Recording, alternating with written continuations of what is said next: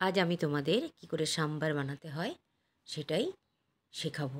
চটপট দেখো, আমি সবজি কেটে রেখেছি ঢ্যাঁড়স, গাজর, পেঁপে, কাঁচা পেঁয়াজ, কারি পাতা, কাঁচা লঙ্কা আর এভারেস্টের সাম্বার মশলা রেখেছি আর অড়হর ডাল ভিজিয়ে রেখেছি। অড়হর ডালটা আমি আধ ঘন্টা ভিজিয়ে রেখেছি। দেখো, এই উপকরণ আমার সাম্বারের জন্য লাগবে। তোমরা অন্যান্য সবজিও পছন্দ মতো সবজিও দিতে পারো। আমি এই সবজি আর ডাল সিটি দিয়ে নিয়েছি। এবার কড়াতে তেল দিলাম, তেল দিয়ে সর্ষে ফোড়ন দিলাম।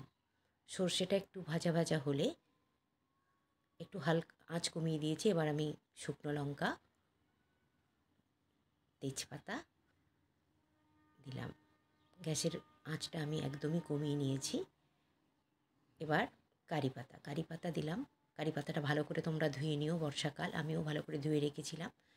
কারি পাতাটা হালকা হাতে ভেজে নেব। হালকা আঁচে ভেজে নেওয়ার পরে আমি কেটে রাখা ঢ্যাঁড়স এর মধ্যে দেব। দেখো, ঢ্যাঁড়সগুলো আমি দিয়ে দিলাম। ঢ্যাঁড়সটা আঁচ কমিয়ে আমি ভেজে নিচ্ছি। ভাজার মধ্যেই আমার ঢ্যাঁড়সটা সেদ্ধ হয়ে যাবে। এরপর আমি ঢ্যাঁড়সে হলুদ দিলাম আর সেদ্ধ করে রাখা গাজর, পেঁপে, ডাল তাতেও আমি একটু হলুদ দিলাম। আর ঢ্যাঁড়সে আমি এরপর একটু নুন দিয়ে দিই, পরিমাণ মতো নুন দিলাম। নুনটা আমি ওই সেদ্ধ করা ডালেও আমি অল্প দিয়ে রেখেছি। এরপর আমি স্বাদ মতো দেব।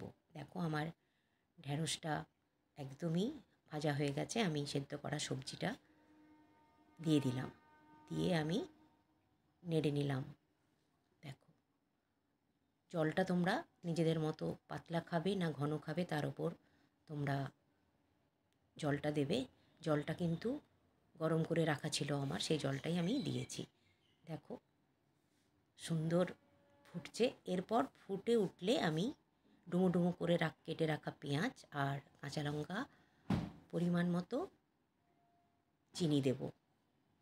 যারা মিষ্টি পছন্দ করো না তারা চিনি নাও দিতে পারো। আমি একটু মিষ্টি পছন্দ করি তাই চিনি দিলাম। আর একটু তেঁতুল গুলে রেখেছিলাম, তেঁতুল দিলাম। যারা তেঁতুল পছন্দ করো না বা বাড়িতে না থাকলে তোমরা বেশি করে টমেটোও দিতে পারো। দেখো, আমার সাম্বার একদম রেডি। এরপর আমি এভারেস্ট সাম্বার মশলা একদম শেষে আমি দিয়ে নামাবো। দেখো, আমি সাম্বার মশলাটা দিলাম। তোমরা অন্য কোম্পানির নিতে পারো বা বাড়িতেও বানিয়ে নিতে পারো সাম্বার মশলা। দেখো, আমার কি সুন্দর ফুটছে। আমার সাম্বার রেডি।